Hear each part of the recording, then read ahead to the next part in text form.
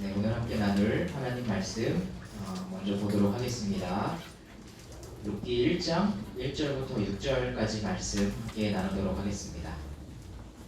제가 가진 성경으로는 구약성경 402쪽에 위치하고 있습니다. 룻기 1장 1절부터 6절까지 말씀입니다. 한 절씩 교독하신 후에 마지막 6절 말씀 합독하시겠습니다. 제가 먼저 1절부터 읽겠습니다. 사사들이 치리하던 때에 그 땅에 흉년이 드니라. 유다 베들레헴에 한 사람이 그의 아내와 두 아들을 데리고 모압 지방에 가서 거류하였는데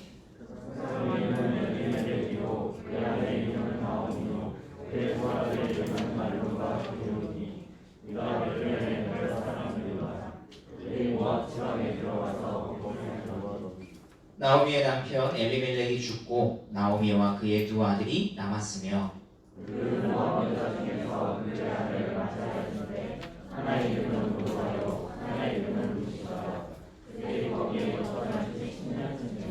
말론과 기럐 두 사람이 다 죽고 그 여인은 두 아들과 남편의 뒤에 남았더라. 그 여인이 모압 지방에서 여호와께서 자기 백성을 돌보시사 그들에게 양식을 주셨다 함을 듣고 이에 두 며느리와 함께 일어나 모압 지방에서 돌아오려 하여.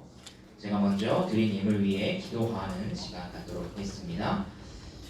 하나님 아버지, 지난 한 주간도 우리 각자의 삶을 아시는 주님께서 각자의 인생을 인도하시고 그리고 오늘 이 자리로 또한 이끌어 주심에 감사합니다. 우리 한 사람 한 사람이 또한 이 자리에 모여서 하나님 앞에 예배를 드리러 나아가는 이 시간 가운데 주님께서 다른 그 어떤 때보다 우리와 함께 하고 계시다는 것을 우리가 기억할 수 있는 시간 될 수 있도록 주여 도와주시옵소서. 하나님, 우리가 주님 앞에 함께 예물을 드리고 그 손길을 드리며 나아갑니다. 아버지 하나님, 이 예물 주님께서 흠양하여 주시고 이 예물이 사용되는 곳과 그리고 이 예물을 실제적으로 사용하는 그 모든 사람들이 이 예물을 헛되이 사용하지 않도록 이것을 아껴 사용할 수 있도록 그 마음을 주님 더하여 주시고 또한 적재적소에 잘 사용할 수 있도록 주여 지혜를 더하여 주시옵소서. 이제 말씀을 나누고자 합니다. 우리의 삶에서 우리가 가장 하나님을 마주 대면할 수 있는 시간입니다. 오늘도 이 말씀 안에서 우리를 만나주시고 우리에게 말씀하여 주시옵소서. 감사드리며 우리 구주 예수 그리스도 이름으로 기도합니다. 오늘 말씀 본문 중심으로 상실과 회복이라는 제목으로 함께 말씀 나누도록 하겠습니다. 기원전 4세기 변방의 약소국이었던 마케도니아는 유럽의 그리스와 북아프리카의 이집트 그리고 중동의 페르시아를 넘어 인도에 이르는 거대한 헬라 제국을 형성했습니다. 역사상 가장 유명한 대왕, 흔히 알렉산더라 불리는 그 알렉산드로스 대왕에 의해 말이죠. 이 헬라 제국은 역사적으로 아주 중요한 의미를 갖고 있습니다. 헬라 제국 이전에 있었던 제국들, 성경에도 기록되어 있는데요. 이를테면 아수르 제국, 바벨론 제국, 페르시아 제국 등은 모두 오늘날 중동아시아라 불리는 지역을 주로 다스렸습니다. 가장 후대인 이 페르시아 제국만이 유일하게 유럽 지역을 한번 넘보고자, 점령해보고자 그 관문이었던 그리스를 침공했지만 그리스도 연합군에 의해 패배하게 되죠. 그래서 그 점령 계획이 실패하게 됩니다. 그런가 하면 이 헬라 제국 이후에 있었던 로마 제국을 생각해보면 이 로마 제국 역시도 주로 지중해를 둘러싸고 있는 지금의 유럽 그리고 북아프리카 지역을 다스렸다는 것을 보게 됩니다. 오직 헬라 제국만이 당시 제국들 중 최초로 그리고 유일하다 싶을 만큼 유럽과 북아프리카를 넘어서 아시아까지 그 지역을 점령했습니다. 아마도 인류 최초의 세계화 그 당시 방식으로 이룰 수 있는 최초의 세계화였다고 할 수 있을 것 같아요.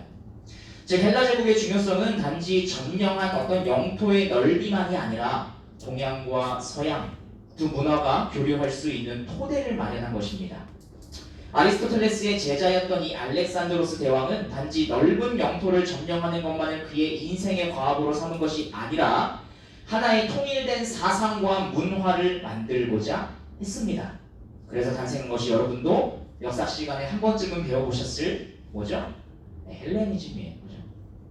이 헬레니즘은 알렉산드로스 대왕이 점령한 지역 곳곳에 건설된 대도시 알렉산드리아를 통해서 발전되고 또 전파되었습니다. 그리고 그 흐름에 따라서 자연스럽게 상공업과 무역도 함께 발달하기 시작했습니다. 하지만 어떤 사회든 어떤 변화가 항상 긍정적인 작용만 하는 것은 거의 없을 것입니다. 기존의 그리스 지역에서 작은 도시 국가 형태로 옹기종기 모여 살고 있던 사람들, 특히 그리스의 젊은이들이 그 대도시 알렉산드리아로 몰려갔습니다.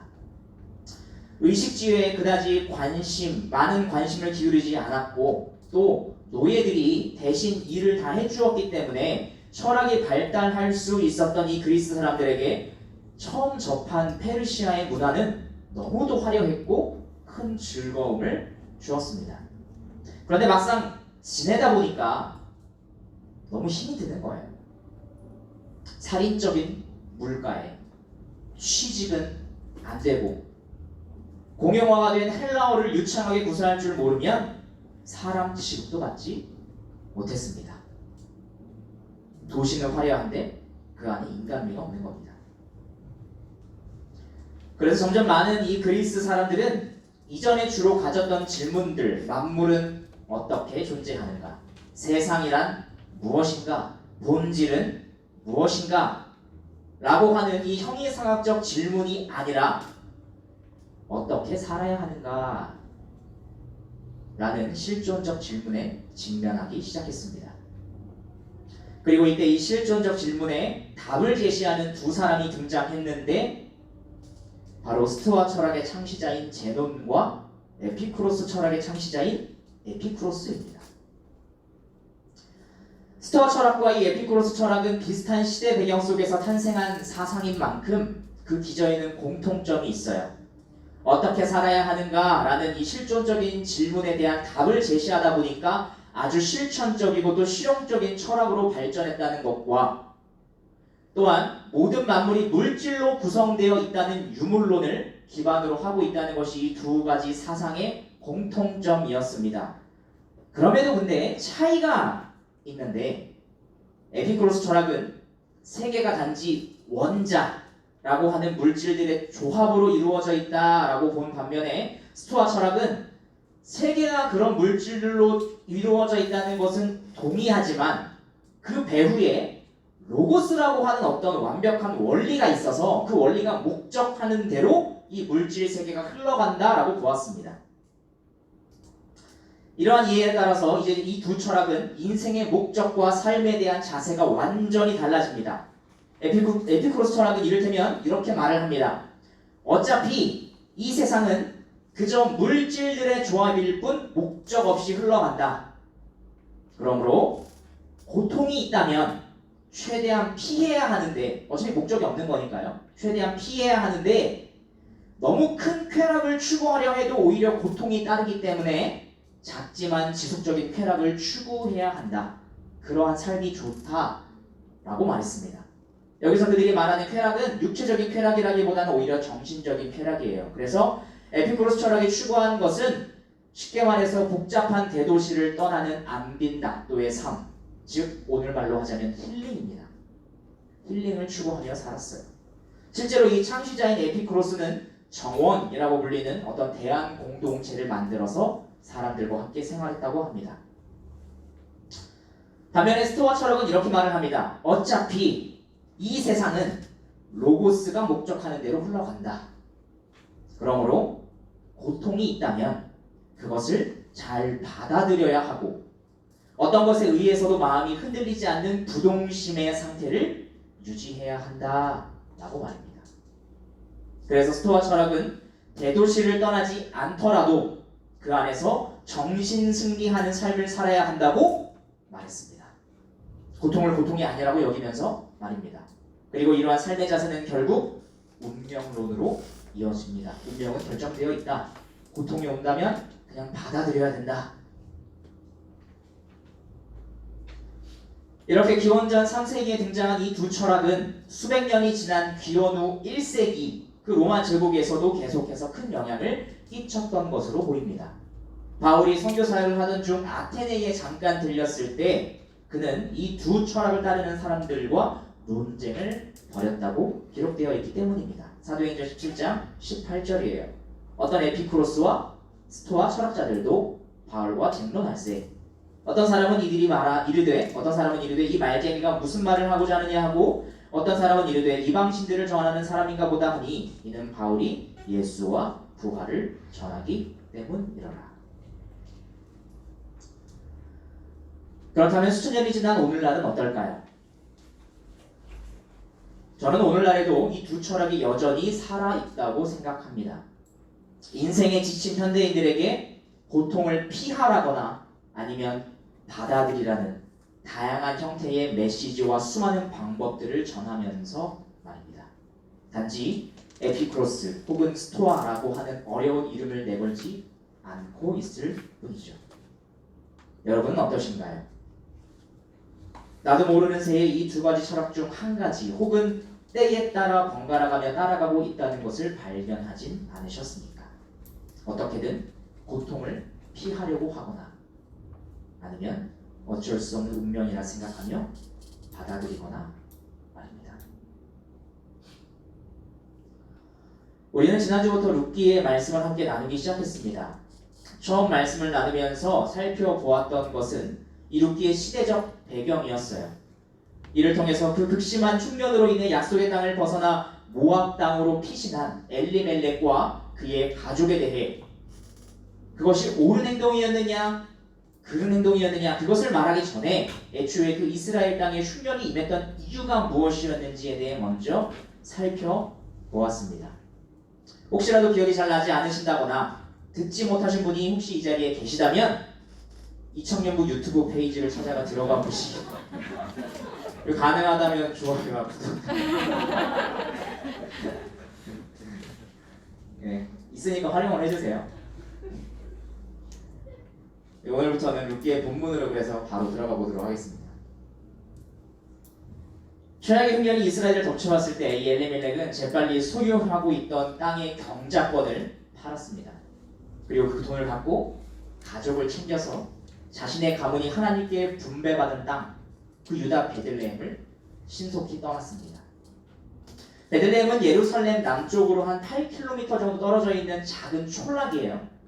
이후에 다윗이 그곳에서 태어나고 또 예수님도 그곳에서 태어나시는 아주 유명한 장소이긴 하지만 당시에는 아무도 관심을 갖지 않는 그냥 작은 동네였을 뿐입니다. 하지만 그럼에도 이 본문 속에서 이 베들레헴이 등장한다라고 하는 것은 의미가 있습니다. 왜냐하면 이 베들레헴이라는 단어의 뜻이 빵집이기 때문이에요. 빵집 혹은 떡집 이렇게 볼 수 있을 것 같아요. 그러니까 이렇게 생각을 해본다면 이 빵집에 흉년이 들어서 빵이 전부 없어졌어요. 그죠? 식량이 없어진 거니까요. 그래서 엘리멜렉이 가족을 데리고 떠났던 겁니다.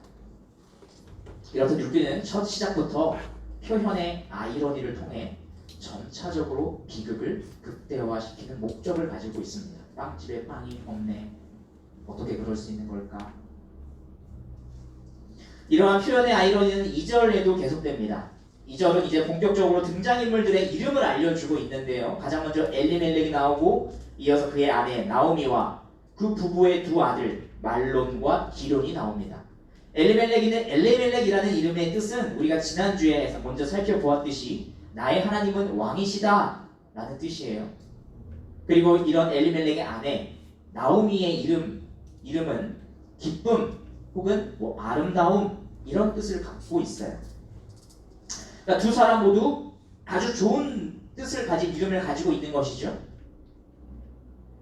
그런데 이 부부의 이름이 너무 좋은 뜻을 가지고 있어서 그래서 두 아들의 이름이 가진 뜻은 우리를 더욱 불안하게 만듭니다.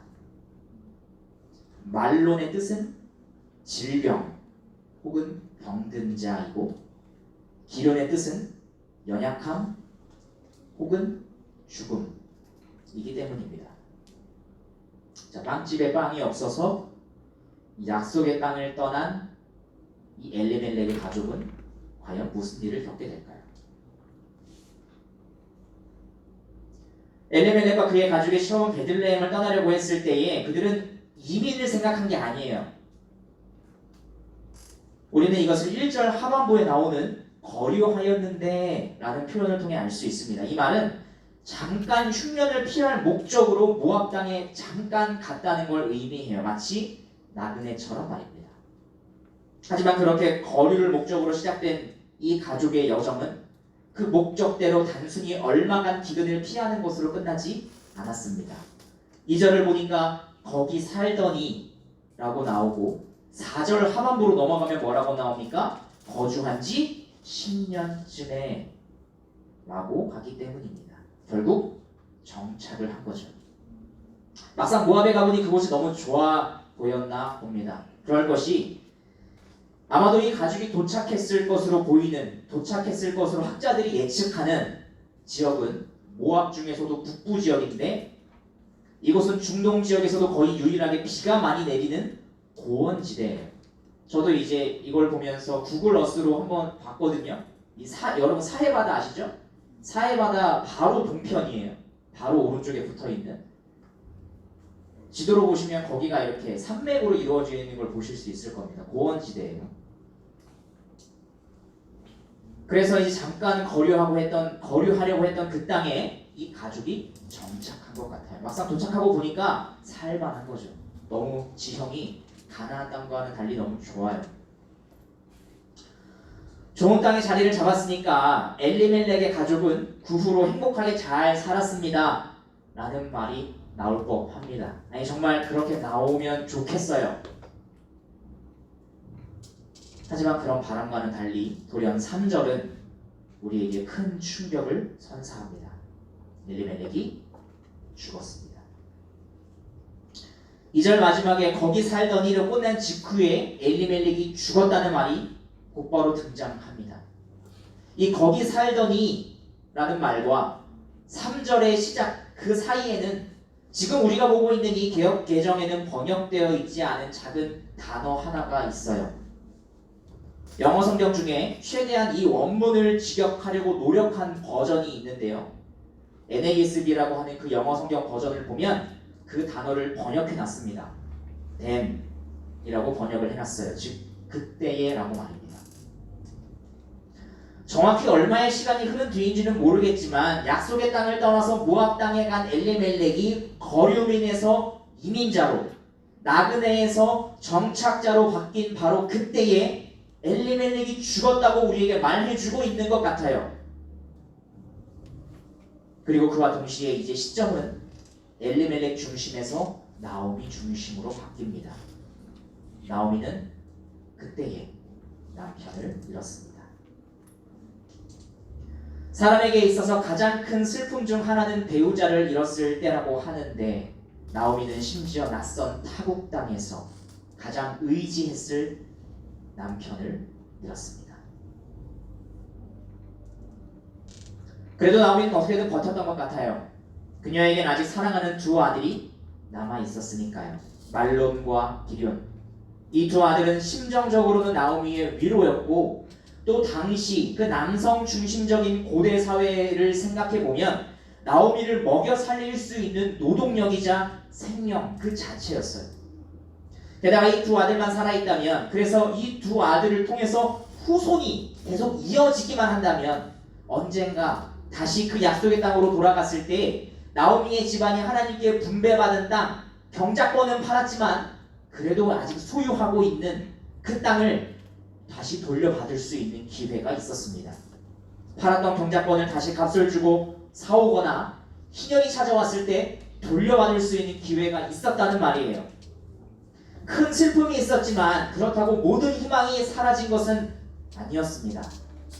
그래서인지 남편이 죽은 후에도 나오미는 고향으로 돌아가려 하지 않았습니다. 계속 모압 땅에 머물렀어요. 혹시 때가 되면 언제든 돌아갈 수 있다고 생각했던 것은 아니었을까요? 그래서 굳이 지금 이 풍요로운 모압 땅을 떠날 필요는 없다라고 생각했던 것은 아니었을까요? 이유가 무엇인지 모르겠지만 나오미는 두 아들과 함께 모압 땅에서 계속 지냈고 결국 그곳에서 두 아들 모두 모압 여인과 결혼했습니다. 비록 남편은 먼저 떠나보내야 했지만 그래도 두 아들이 결혼하는 기쁨을 얻을 수 있었습니다. 이제 두 아들을 통해 아기들이 태어난다면 더 큰 기쁨과 함께 희망의 불씨도 더욱 커질 것입니다. 그러니 괜찮아요. 나쁘지만은 않은 삶입니다. 심각한 흉년으로부터 도망쳐야 했고 남편과의 갑작스러운 사별로 힘든 시간이 있기는 했지만 그래도 이제는 좀 괜찮아지는 것 같다고 나오미는 생각했을지도 모르겠습니다. 그렇게 하루하루 살다 보니 어느새 모압 땅에 거주한 지 10년이 되었습니다. 이 정도면 터를 잡고 자리를 잡으며 그 생활에 완전히 적응했을 세월이에요. 그런데 그 해에 장성하여 결혼까지 시킨 두 아들 모두 죽어버렸습니다. 심지어 자식도 남기지 못한 채 말입니다. 이렇게 베들레헴에서 낯선 땅으로 이주해온 네 식구는 단 한 명, 나오미를 제외하고 모두 죽었습니다. 이제는 과부가 되었을 뿐만 아니라 두 아들마저 먼저 떠나보낸 나오미, 아무런 소망 없는 한 늙은 여인만 낯선 이방인의 땅에 남게 되었습니다. 양식의 흉년을 피하기 위해 약속의 땅을 벗어나는 결정을 하면서까지 이방인의 땅으로 도망쳐 왔는데 이제는 가문의 생명의 흉년이 든 것입니다. 죽음이라는 이 피할 수 없는 흉년의 굴레 속에서 이 늙은 여인에게 남은 것은 슬픔을 넘어서는 절망뿐이었을 것입니다. 나오미는 어떻게 해야 할까요? 어떻게든 그래도 고통을 피해 달아나야 하는 것일까요? 아니면 이것은 그냥 운명이라 생각하면서 이 고통을 담담하게 받아들이며 살아야 하는 걸까요?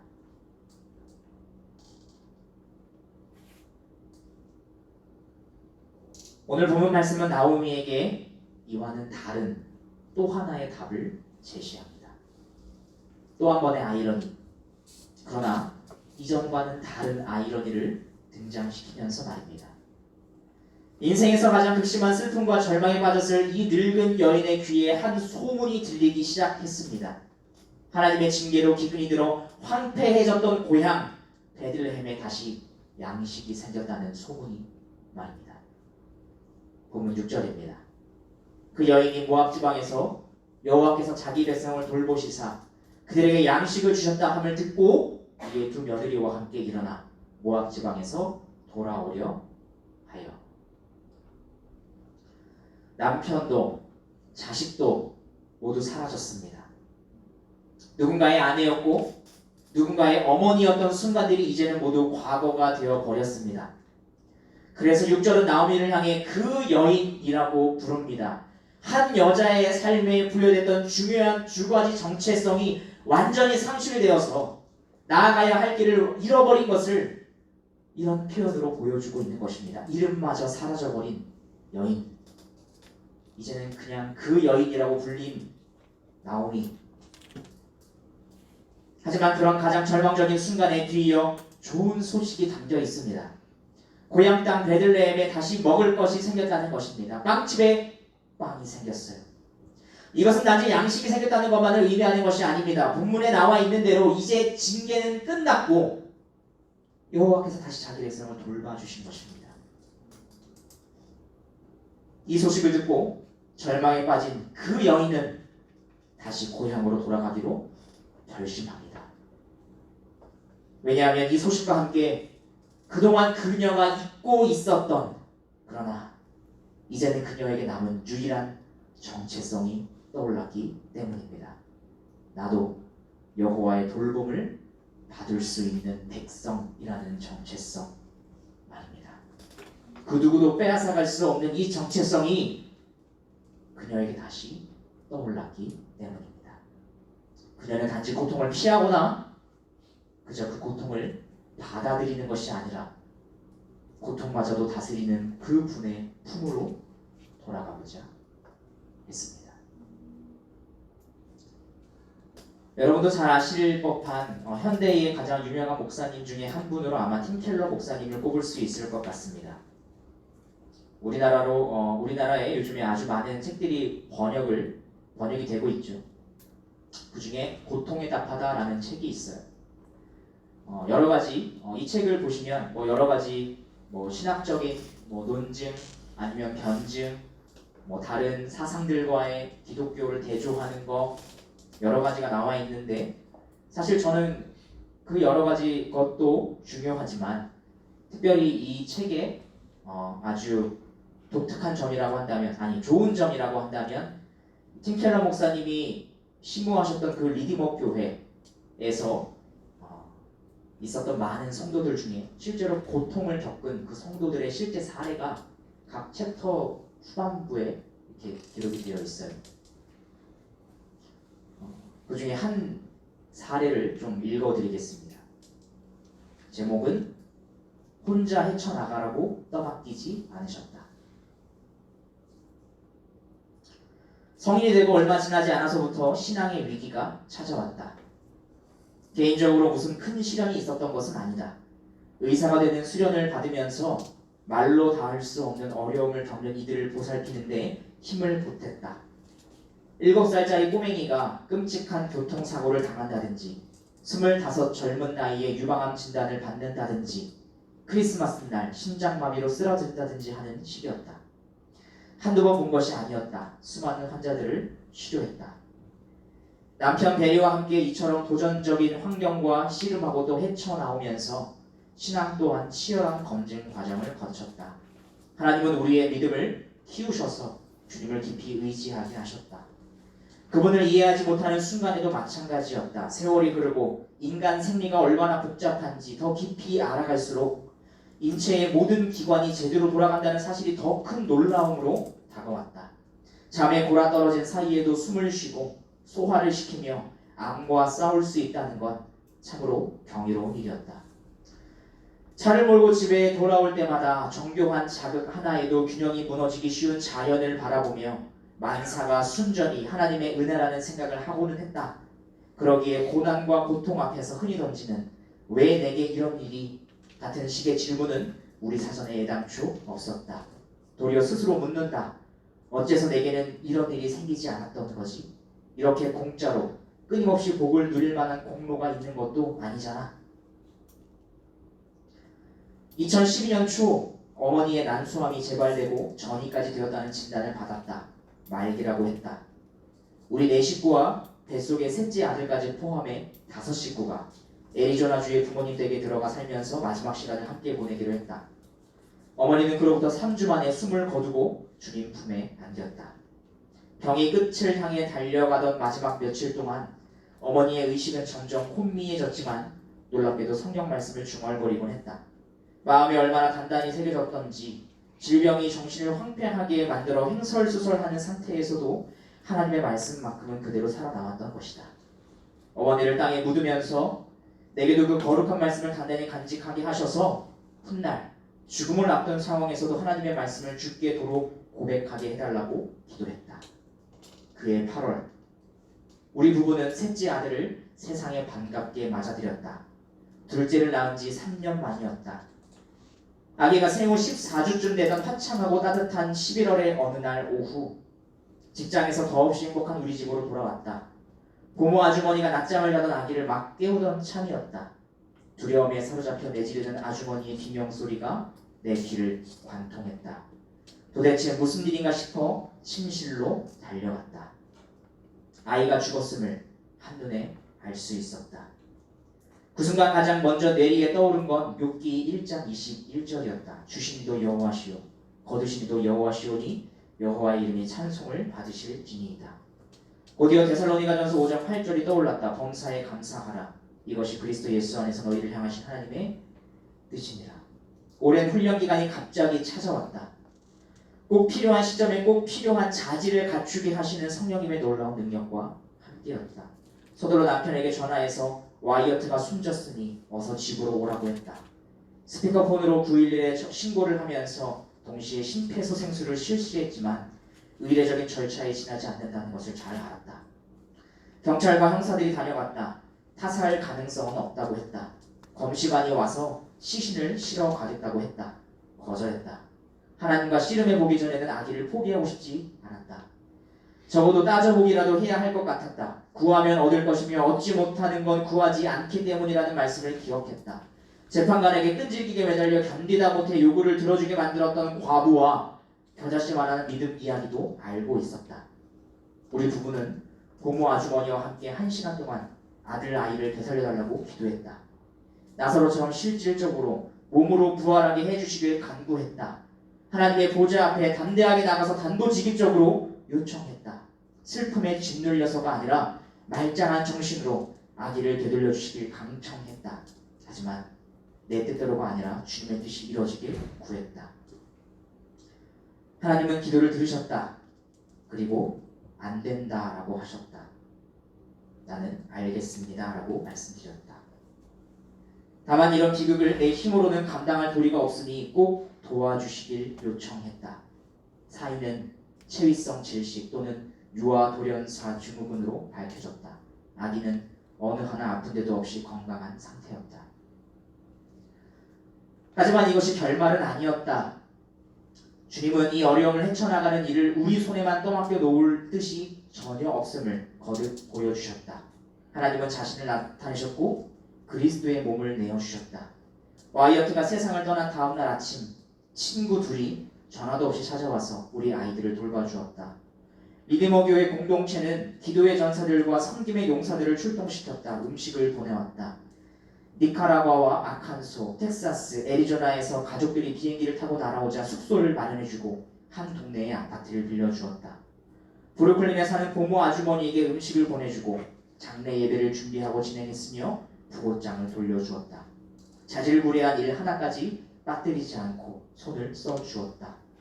우리 부부에게 알리거나 물어보는 법도 없이 정확하고 훌륭하게 일을 처리해 주었다. 덕분에 우리는 슬픔의 깊은 골짜기로 내려가 그 아픔을 한껏 맛보고 나서 맞은편으로 빠져나올 수 있었다. 긴 터널을 빠져나왔을 즈음에는 고난을 통해 온 공동체가 하나가 되었고 우리는 다시 아기를 가졌다. 주시니도 여호와시오 거두시니도 여호와시오니 여호와의 이름이 찬송을 받으실지니이다. 하나님은 그분이 알고 계신 모든 걸 우리도 알았더라면 우리가 마땅히 구했을 것을 우리에게 주신다. 언젠가 팀켈러 목사님에게 들은 이야기다. 하늘나라의 왕자가 보좌를 버리고 가난한 신세가 되어 우리 가운데 머물러 산다는 생각을 하면 저절로 겸허해질 수밖에 없다. 심지어 자식을 잃는 비극까지 하나님이 친히 겪어보지 않은 인간의 경험이란 단 하나도 없음을 생각하면 버팀목에 기댄 듯 든든하다. 예수님의 상처가 부활을 통해 영광이 되었다는 사실을 생각하면 새로운 힘이 솟는다. 하나님은 주의 영광을 위해 상처들을 들어 쓰셔서 우리의 영광이 되게 하실 것이다. 참으로 이야기는 아직 끝나지 않았다. 주님은 우리에게 단지 고통을 피하거나 그저 고통을 받아들이라고 말씀하지 않으시고 나에게로 돌아오라고 말씀하십니다. 바로 이렇게 말입니다. 요한복음 6장 우리 35절 말씀 앞에 보고 함께 다 같이 읽어볼까요? 요한복음 6장 35절입니다. 시작. 예수께서 이르시되 나는 생명의 떡이니 내게 오는 자는 결코 죽이지 아니할 터이요 나를 믿는 자는 영원히 목마르지 아니하리라. 모든 것을 잃은 나오미는 여호와께 돌아가기 위해 자리를 털고 일어났습니다. 앞으로 나오미의 삶은 어떻게 될까요? 하나님께서는 이런 나오미의 삶을 어떻게 인도하실까요? 그리고 여호와께 돌아가고자 하는 여러분의 삶은 어떻게 돌보실까요? 찬양하고 함께 기도하는 시간 갖도록 하겠습니다.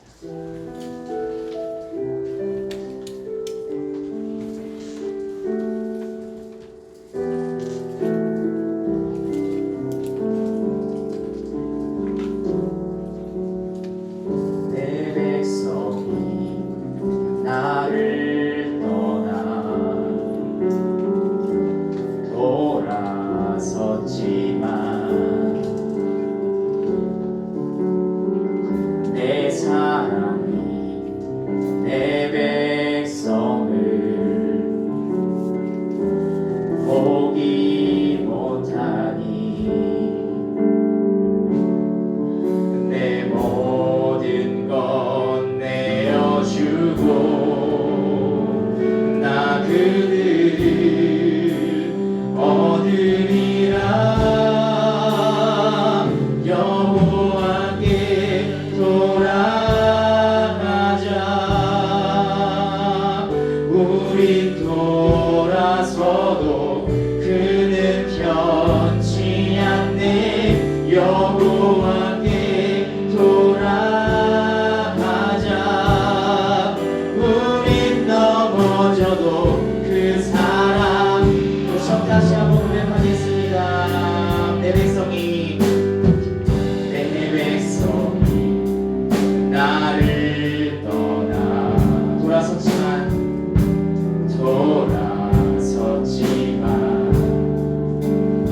내 사랑이 내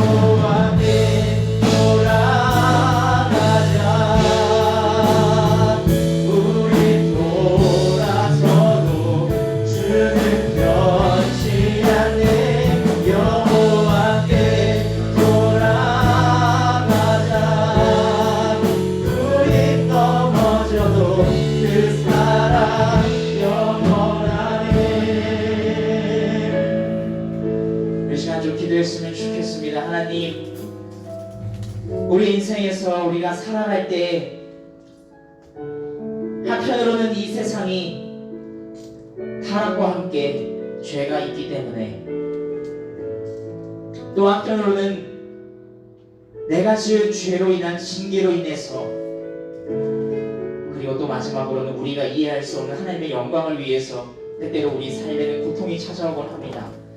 하나님 아버지, 그런 고통이 찾아왔을 때 과연 그것을 우리가 어떻게 대처하고 우리가 어떻게 바라볼 것인가? 아버지 하나님, 단지 고통, 하나님 나에게 이런 고통이 제발 찾아오지 않기를 바랍니다.